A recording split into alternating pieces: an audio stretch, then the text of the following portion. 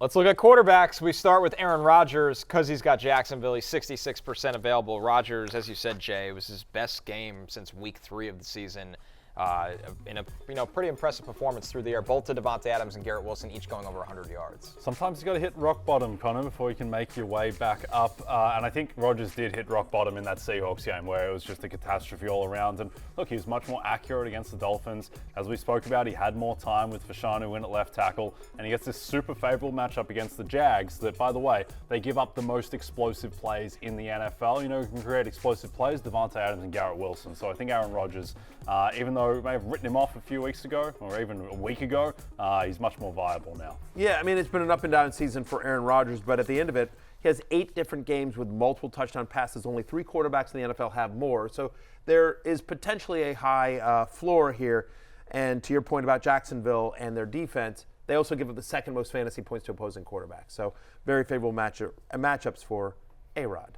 Drake May, next up on our list here. He's coming off the bye week. He's got Arizona. That's a road game for them. 87% available, Matthew. And Drake May's been viable because he's been running. Yeah, 41 rushing yards. That's what he's averaging per game in his 8 starts off the bye, so hopefully a little bit more ingrained in the offense, feels a little bit better as well. He's had 7 games that he's gone start to finish in. He's averaging 17 fantasy points. Again, that floor, that rushing floor kind of keeps his point total reasonable.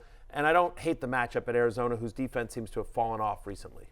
Jameis Winston, our last quarterback here, guys, 66% available. He's got the Chiefs, Jay, but we know Jameis on any given day can throw it 50 times. Yeah, Jameis, I actually thought Jameis played pretty well against the Broncos outside of the pick sixes. He wasn't good against the Steelers, and there were some awful picks that he was throwing there. Now, he was delivered, as we mentioned, by the Lord from pick sixes, but not from picks in general. This is why, Jameis, you've got to be very specific. Very specific. You've got to be more specific when you make those requests to the Lord. But against the Chiefs, with their defense, their pass defense is all over the place. Like, they are not the same unit at all that they were last year. It felt like, even though the Chargers only put up, 17 points in that game, it felt like they were moving the ball at will in the second half. So I think Jameis, look, it's going to be another ugly game probably. He's probably going to have a couple of picks, but fantasy-wise, you could absolutely have 350 yards and 3 passing touchdowns. Yeah, I mean, their secondary hasn't been great, honestly. And, yeah, Herbert was moving the ball with, Josh Palmer and Quentin John. They didn't have McConkey. They lose Will Dissly at the end of the first half. And still Herbert was able to move it against it. Over the last month, the Kansas City Chiefs are a bottom 12 pass defense. They're 23rd in pass defense in terms of most passing yards given up per game. And so I'm with you on Jameis. I think you'll get the full Jameis experience against Kansas City, but at the end of it, you'll look up and 300 yards, a couple touchdowns, and, maybe a pick or 2. Hey, it's Matthew Berry from NBCSports.com and Rotoworld.com. And I want to thank you so much for watching whatever it is you just watched. Or if nothing else, being too lazy to click out of the autoplay after this video started, after whatever it is you actually wanted to watch finished.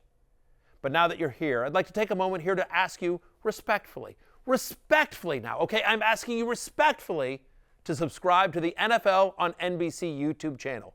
You'll get the latest Roto-World fantasy news headlines, all sorts of great shows, including my own Fantasy Football Happy Hour. So go subscribe now. Again, I'm asking respectfully.